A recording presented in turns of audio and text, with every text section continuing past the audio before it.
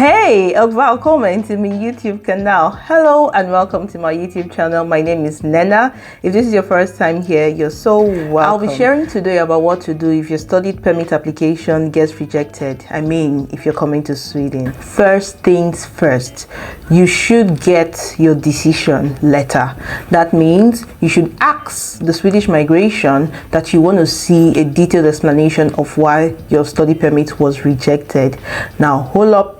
I know some of you may be saying, I don't need this. What do I need it for? They already rejected me. We move. Don't move yet. Well, I think this is why you should get this decision letter. First of all, it's going to help you to understand in depth and to know exactly why you were rejected. Because when you get a rejection email, it's just going to be, sorry, your permit has been denied. They may not go into details, but when you get that letter, they will tell you word for word why your permit was rejected. This would help you in your subsequent applications, even if it's not to Sweden. It gets you into the headspace of how these visa officers operate. And finally, it's important that you get this letter in case you're going to do the first thing to do when your visa gets permit, which is to appeal. You need to get your decision so you can be able to appeal. This brings me to our second point. What do you do if your visa gets rejected? Number 2, appeal your decision if you want to. If you think that your decision is unfair and you have all the documents to back your claims, then go ahead and make that appeal. There's a page for it on the Swedish migration website that guides you on how to make an appeal. Now, what you should know when you're making this appeal is to read in details. Read in between the line.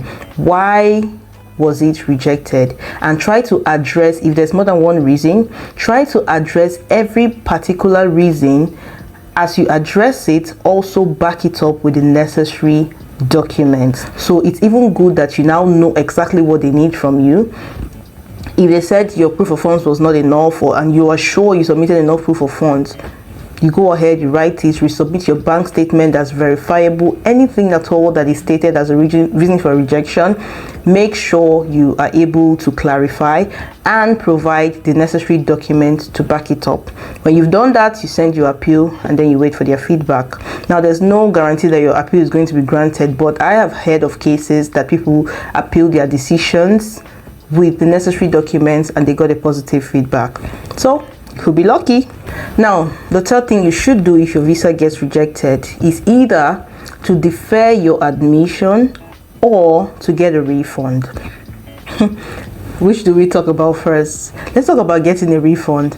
Now, I have a video where I talked about what to do if you're waiting for your study permits, like a response from the migration. You can watch that video to get a bit more context about what I'm going to talk about.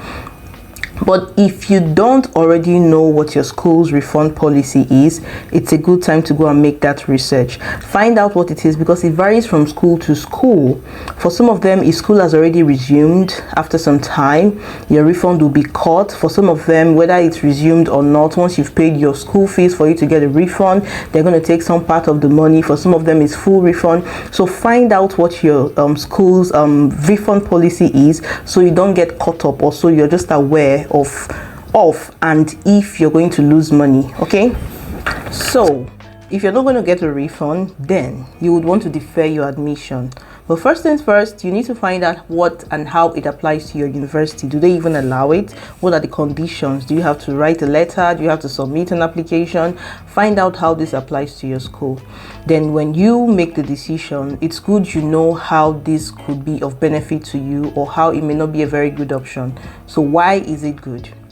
I think it's good to defer your admission because you then do not have to go through the hassle of applying all over again to university admissions, picking your university, ordering the courses, and then you don't have to start getting concerned, being fidgety of, am I going to be accepted this time or not?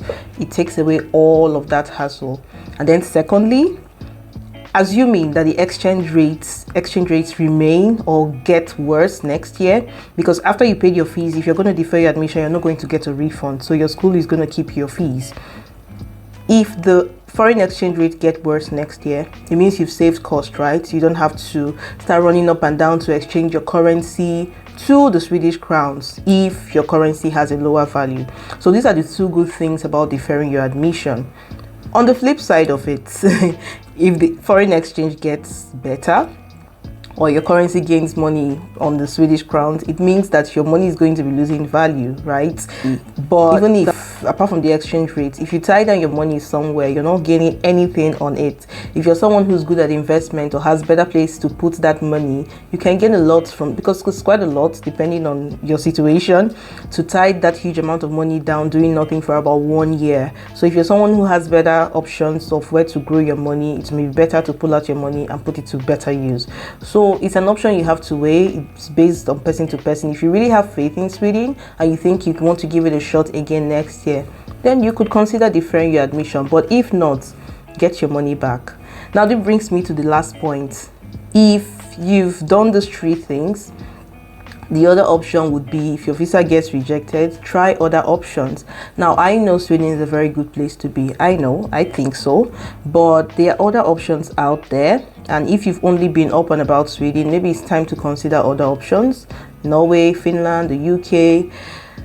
You take your time, do your research, and find out what other things could work out for you. Well, this brings me to the end of my video. I wish you all the best in your endeavors. I'll see you in my next video. Thank you for staying with me today.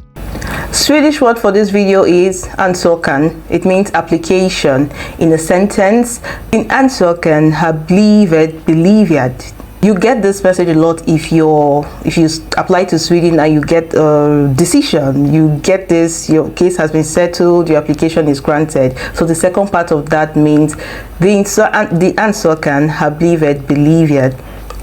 Din is your, ansökan application, has, have, depending on the use case, blivit being, beviljad, granted.